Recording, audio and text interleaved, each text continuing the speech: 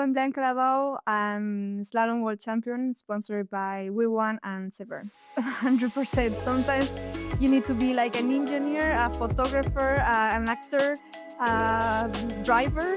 Oof, that's gonna be hard.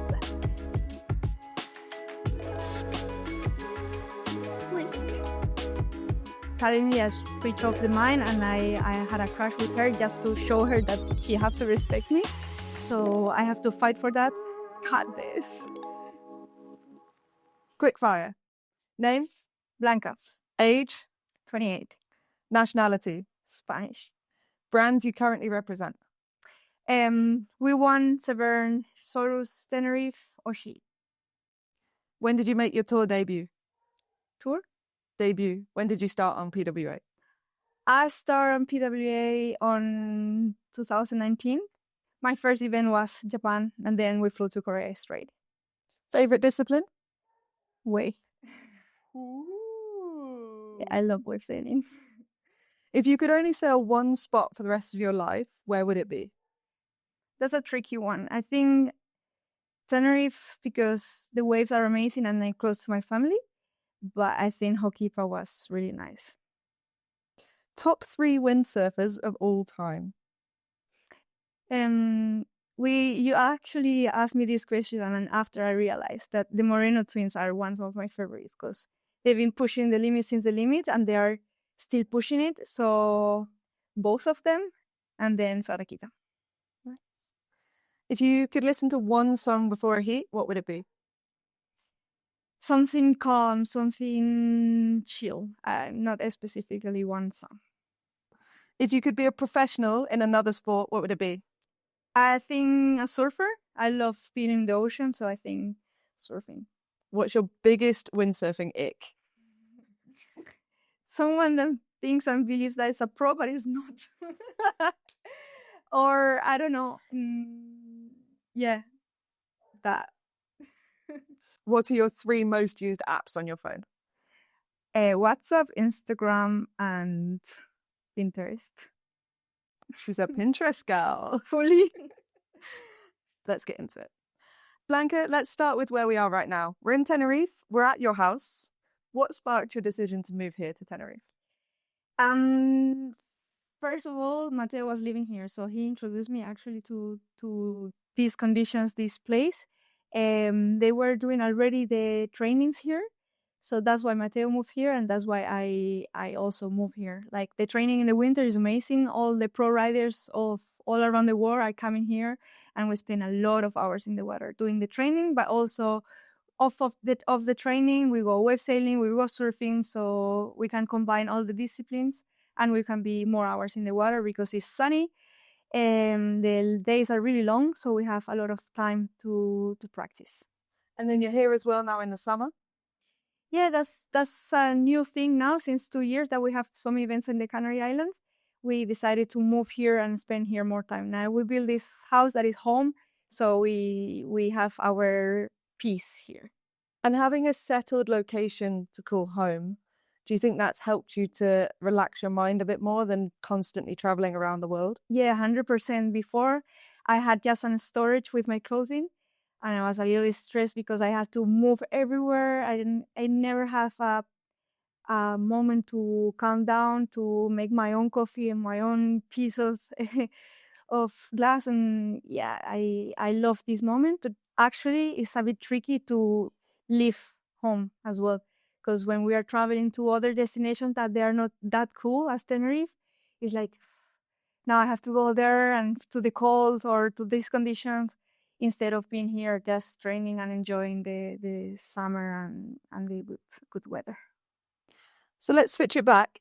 How did you first get into windsurfing? Where did you grow up? What's your early windsurfing days like? Actually, I born in a landlocked city in Seville, and there we had a river. I learned windsurfing in this river. Guadalquivir is called. Actually, my sister and the other Olympian from Spain grow up there and also learn how to windsurf there. But there is a club that all the better kids are going to Cádiz with a bus every weekend. And this platform, it was super easy and nice to to enjoy and to grow up as a windsurfer, because my parents just need to leave me there in Seville, and with the bus, with the club, I will go to the ocean to practice. You've not always been into the PWA disciplines. You actually started on Big Techno, then went into RSX. Talk to me about that Olympic pathway that you were on. I really enjoyed this part that I'm telling you from the beginning to the starting to be professional, because I had a lot of support from the federation and from the clubs that I think is a really nice base for all the kids, and it helps to grow up and to create a community to keep pushing and to keep training. So your parents just need to leave you there, as I said, and it's something super cool. But then when you integrate there, I realized that I was really close in one place and I couldn't express myself as an athlete. Like, I wanted to go surfing, and if the conditions, like, we have to be there, even if the conditions were not good. And I wanted to do other sports like surfing or travel around and especially share the passion of windsurfing, that I think is the most unique thing of PWA. When did you stop with the RSX, and then when did you start with foiling? I stopped with the R6 when I was around 19, because I had to work to pay my events. And then I realized that I could, with this money, I could go traveling and I could go surfing somewhere, and it would be cheaper, no? Than buying all the gear and go to this event. It would be nicer and cheaper. So I quit. I started traveling. I enjoy life a lot, actually. I've been surfing a lot. And then the starboard team came to Tarifa. They've been testing the foils there, and they let me try. I knew Remy from years ago, and he borrowed me the gear. I was falling in love with the foiling, and I really miss the racing. So they borrowed me gear. Gonzalo Costa as well, he borrowed me everything. And then I started again with that. How long was there between first starting foiling and then joining the PWA? Actually, the thing was quite together, because foiling was a new discipline, so it was new for everyone. So I didn't feel that I missed any tools to start to PWA. So I did a couple of world championships with my sister. We've been first and second, so we felt ready to compete in PWA. And inside the competition, they started to do the upwind, downwind, and they swapped to slalom inside the competition without any trainings. So it was a surprise for all the riders that they swapped from course racing to slalom. And actually, it was a good surprise. We loved it.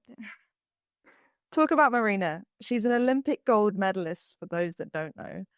How much of a role has she played in your early life and your early career compared to how she is involved now? Well, Marina, my sister, she's been an inspiration since I was a kid.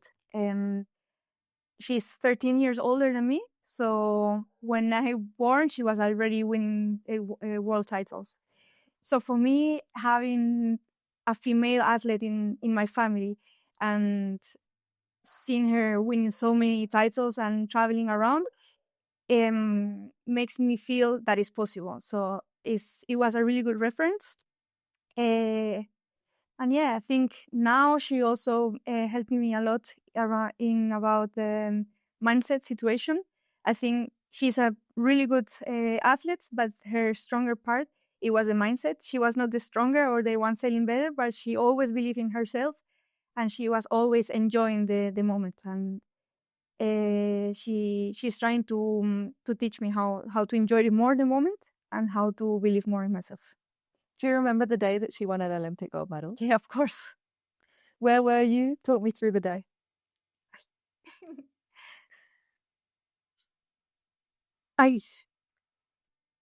This wasn't the question that I thought was going to make you upset. No, no, but all my family moves in to help her to go to the Olympics, so it was something super big for us. I remember I was in Medemblik in a World Championships, and all the team was there, and we celebrated. The TV was there to see my reaction as well, and it was something super special. So you weren't actually in London? No, we didn't. Like, we never went to see her in the competitions, and we didn't wanted to do something different for the Olympics, so we saw it on TV. And how did that day compare to when you actually won your first PWA World Championship yourself?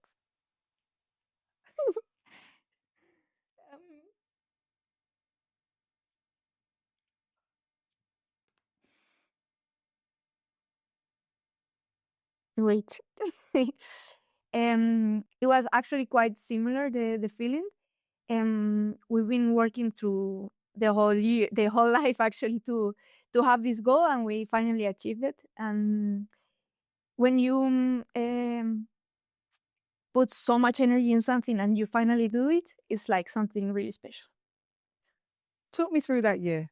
2023 was undoubtedly your biggest sporting achievement, but it wasn't an easy year. I think many people don't know the story of what actually happened that year. Can you talk a little bit about that as a whole year? Oof, that's gonna be hard. Mm.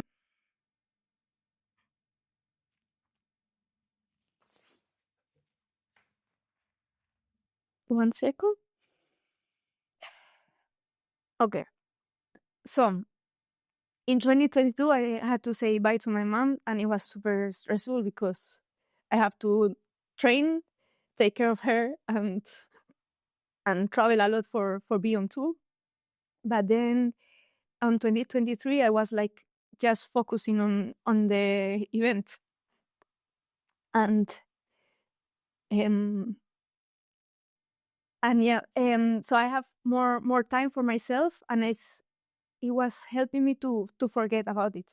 So I was dedicating my 100% on this, actually my 120%, because I got injured, and because I was pushing too hard, and I had to train and take care of myself. I think it was something mental as well. Like I put so much pressure on myself that I got this injury, and yeah, but it was hard, but it was super nice because I learned a lot about myself, and yeah, I pushed myself, and it was nice to recover about this and to have the trainings and the winnings as a present for her. You won in Poso. It's one of the most legendary windsurfing events on the planet. How did you feel that day? I didn't feel anything special actually. I just won it, and I was happy, but not realizing what I was doing it. Like my focus was the world title, and I knew that it was the first event, so nothing was done, and I was already focusing on my shoulder, on my injury, and recover for the next events. So I was happy, of course, but I thought it's gonna be like change my life, and it was like, no, I actually feel more when I lose than when I win. When I lose, I'm like, I want to do more. I want to train more, and the feeling is something different. Of course, it's some. I feel like I release the stress. I feel more like done with what I'm doing. I felt that what I was doing was right, but I was already focusing on the next event. Next event, Fuerteventura. Bit of a roller coaster. You got into some trouble that event. You then came back and put yourself on the podium. Talk me through Fuerte. Fuerte was hard. I didn't feel in Pozo. I was much faster than in Fuerte. Then I arrived to Fuerte, and the gas improved, so I have to fight again to be on the top. It was not my week. I was a little bit out of mind. My sister went there to support me, but she was not the best supporter last time. It was really fun to have her on tour, but she was not really chilling me down, let's say. And yeah, I had a crush with Jenna because we had some conflicts in Pozo, and suddenly I switched off the mind, and I had a crush with her just to show her that she had to respect me. And now we are friends, but in this year we've been a little bit separate. Um, yeah, yes, I was just really focused on my event. And I was really proud of being third and finally getting to the podium. 2023, we battled fin versus foil. How did you like that format? It was together, yes. It was tough, actually. It was really nice to have Sarakita pushing the fin with us. For me, it was better because obviously I was one of the fastest foilers, and I knew that I can handle more wind with the foil than the rest of the girls. So it was an advantage, definitely, for me.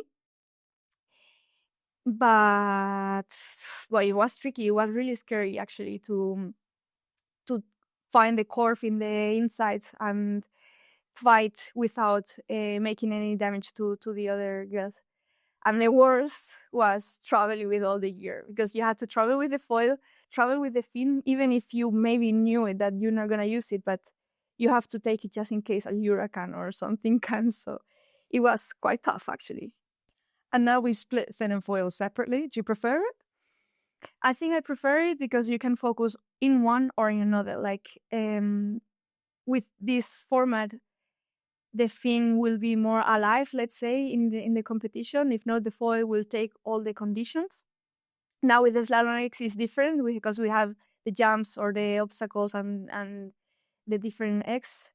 But yeah, I think it's nice. I was more into the foiling, and I was foiling a lot and forgetting the fin, and that pushed me to keep going on the fin. And I think I'm starting to be a better windsurfer, doing all the disciplines. Where do you think women's windsurfing is at right now? I think we are in a really good position. Many more girls are enjoying the tour. I see many women in the water, like at the beach here. There's a few in Tarifa as well. There is a lot of women. We did this woman clinic, Ladies' Day, in Holland, and we've been more than 100. So I think there is a lot of women pushing the sports. The pros are pushing the limits of the sport. In foiling, in freestyle, now we saw these battles. It was amazing. In waves, we see doubles. So racing speeds were like crazy. And I think the level is increasing a lot. We are pushing ourselves. What I miss a bit is more support from the brands. They know that we have good talents and that we show the brands and that we push the limits, but they still try to manage to get less support from them. So I feel really grateful with my sponsors. They they are really happy with what I'm doing with the sports, with my events, but I think it can be better. You've actually nailed some really good outside sponsors recently. How have you gone about that, and what's the journey like to securing the money from outside the sport? Yeah, I think the sponsors from the outside is a really important place you need to complete the tour and to be professional. It's really tough to get sponsors from the outside. Windsurfing is a great sport and have a lot of values, but it's a small sport, so the reach that you can show is not comparable with other sports. But in terms of social and values, is something amazing. So if you manage to switch and to show this to sponsors, they will get it. No, I've been lucky. I have those Oshi and Tenerife. I really feel that I represent the values. Also, MRV is sponsored me for my whole life since the beginning, so I really appreciate that. What would you say to young riders coming up who are struggling to find the funds to start on the tour? Yeah, they just need to believe in themselves and keep pushing. No, anything is for free. That's for sure. You have to be the best, be your best, and push the limit. Nobody's gonna give you anything for free. That's for sure. You have to work on your results, so you have to train harder and compete better. That is not easy, but you also need to help the brands that are helping you to promote their own brand. So you need to do social, you need to do clinics, you need to do events, so the sponsors are happy. Do you ever find it overwhelming with how much you have to do being a pro windsurfer? 100%. Sometimes you need to be like an engineer, a photographer, an actor, a driver, and sending foils. So yeah, you need to have a lot of skills to be a professional windsurfer, no? With Mateo it's easier. With my team behind is easier, especially with the support of my sponsors, because I can, like I go to the airport and I can afford buy another ticket if I lose it, or pay the extra baggage, and I have the money to pay it without being stressed of paying it, and that's really nice. I'm also working with a manager now that is controlling my collaborations and my sponsorships. So this is an email part that I forget about it, and it's quite nice. How do you find it when people message you and say, I want your life, or your life looks so perfect, but so little of your life is actually what you post online?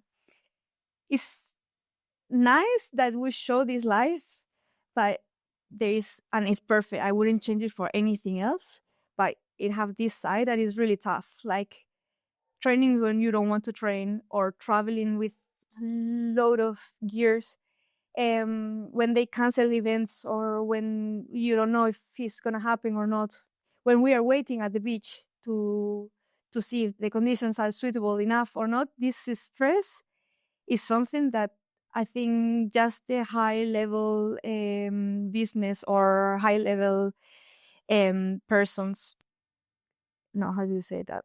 High level, like Business people. business people can realize what is that. Do you think being a professional windsurfer at the highest level, given the lack of funding and support in the sport, is harder than like a mainstream athlete, professional athlete?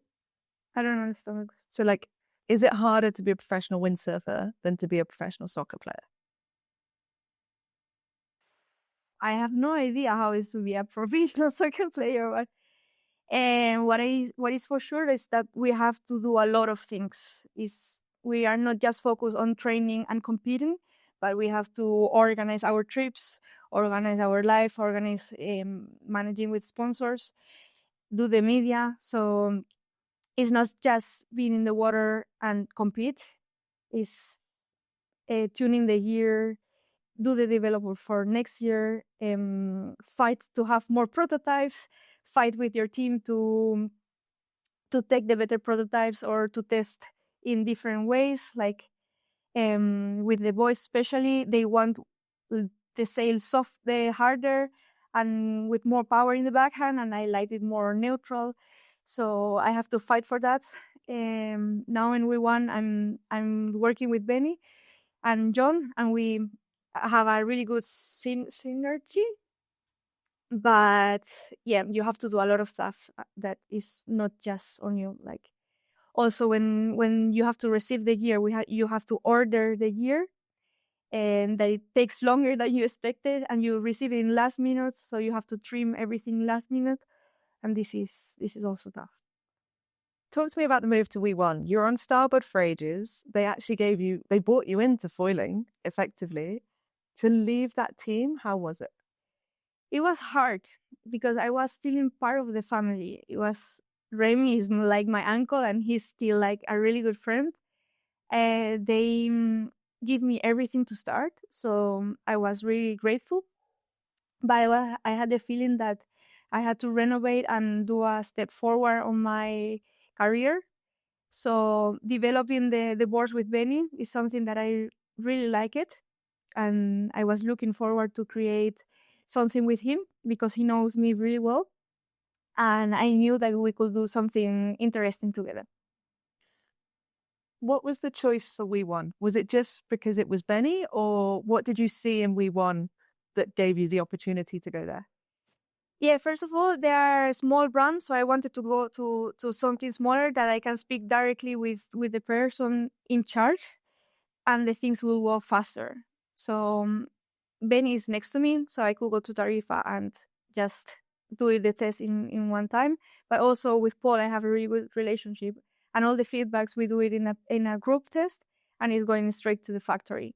So from me to the factory is just one step, and this is the thing that I really really like from the brand. Also, being like the top athlete is really cool. Like we are not many in the team, so they are really taking care of us. I think Wii One's such a new brand. What do they stand for? What's the mission with Wii One?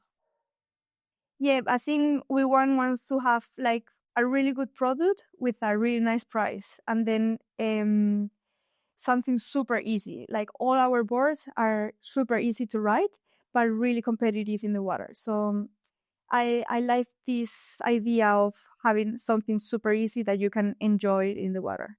Do you find that that's really helped you in the Slalom X as well this year?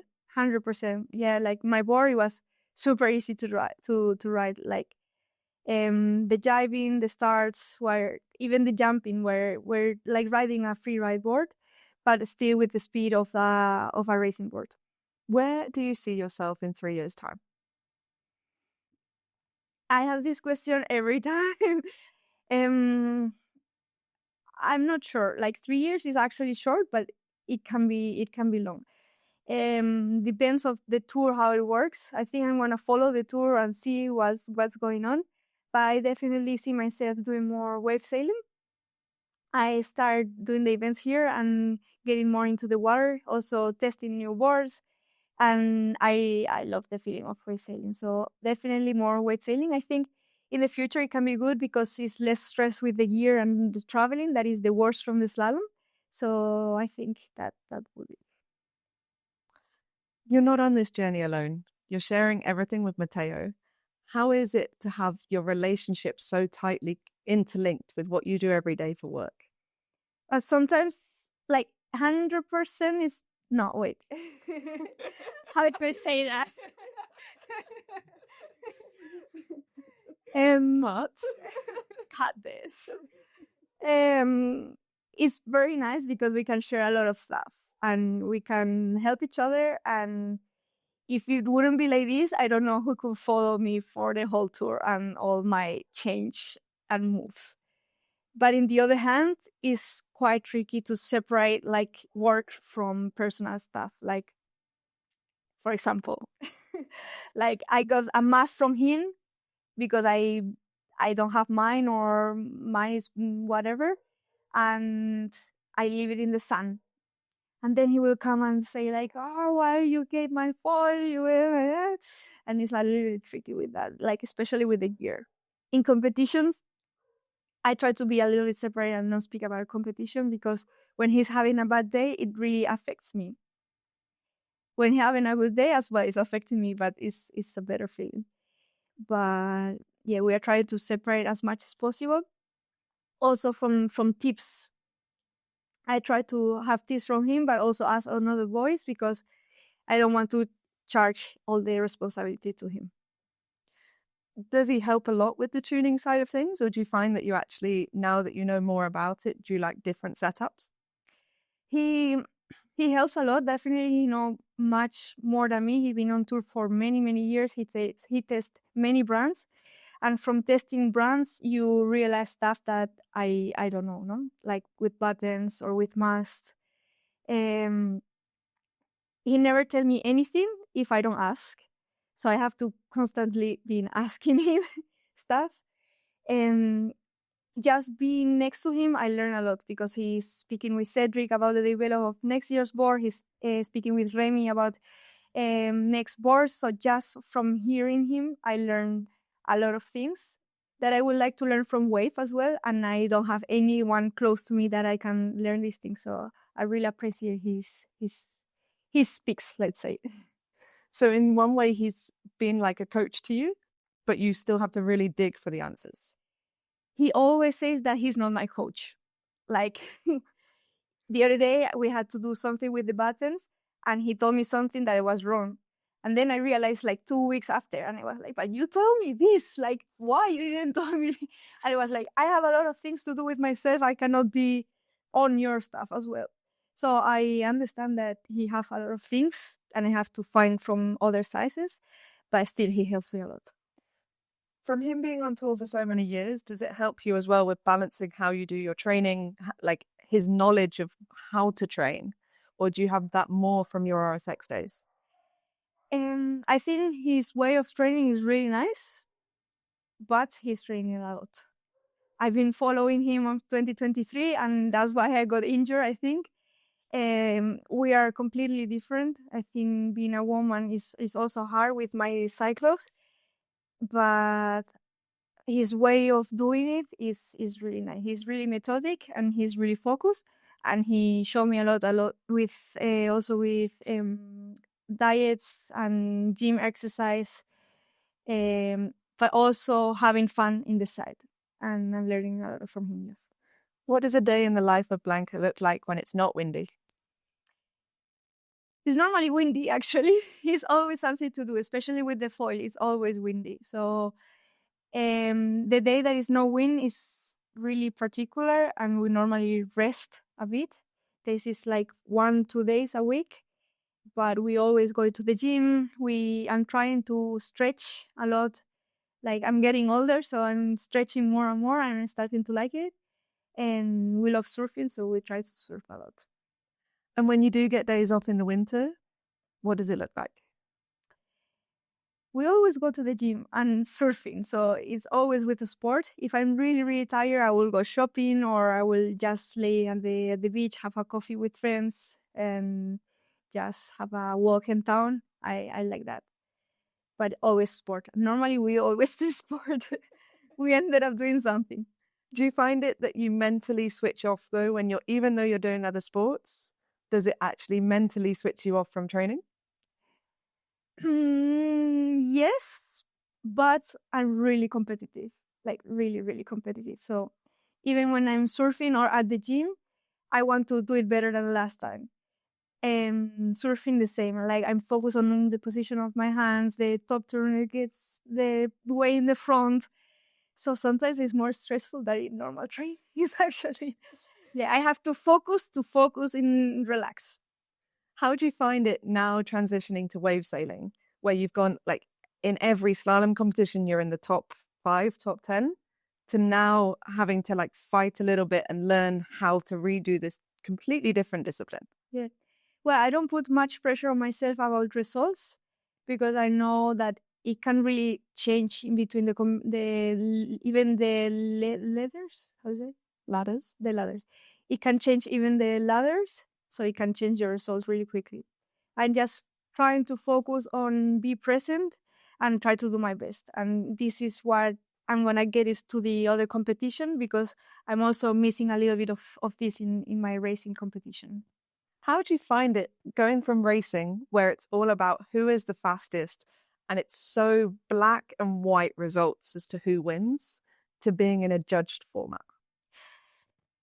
This is something tricky. Like, I still don't understand really well how they gonna judge my wave or how good was my wave, so I cannot really blame or anyone, no. So I just believe 100% what the judges told me. Like, sometimes they come to the beach, like this time they come to the beach and they say like, oh, actually you will pass this hit, but you didn't. I was like, well, I have no idea, because I cannot judge a wave. But I'm sure it's super tricky to put so much effort on something, and then from someone, for a judge, just missed it, no. And many people that lose the hit, they can actually have the level to win 3 hits after that. So it's something tough, I think. Do you ever think about being a wave sailor? Every day. Actually, yeah, I would love to. Yes. What would it take to put you on the wave tour? And would you do them both at the same time, or would you stop racing to become a wave sailor? I think the budget is the most important thing at the moment. My sponsors are supporting me to do the slalom tour, because I'm good at it, and we think I can have the results, but not on the wave yet. So the wave tour is quite expensive, because they have Chile, they have Japan, like Costa Rica, Maui. So they are quite expensive events, and for the moment I don't have budget for that. I will speak with my sponsors and see what they think about it, and hopefully they support me, and soon I can do the wave tour. I have been training here, not like as I do in slalom, but I've been enjoying a lot of wave sessions, and I think I have the level to get into the tour. If you look back in 20 years' time, what will you tell people about your time on the PWA World Tour? I think I will just remember the good memories, like travel with all my friends all around the world and be like this community everywhere. Visit new places, knowing different cultures, learning different techniques of windsurf, and improving myself as an athlete. That's the thing I will take, I think. Everyone says the same thing, that they won't remember the time that they were stood on the podium, but they'll remember the friends and the memories that they made along the way. Do you think that's an important thing to share with the next generation? Yeah, 100%. I think this is the way you have to be an athlete. This is the real success in life, no? Like enjoy the moment and enjoy the way until your goal, no? So this is something that the PVA have really on blood, and other categories doesn't have it. So that's one of the reasons that I like PVA, because everyone is like enjoying the moment and enjoying the way until the world title. I think that's a beautiful place to finish. Thank you very much, Blanca, for welcoming into your home. Thank you. And good luck for the rest of the season. Thank you.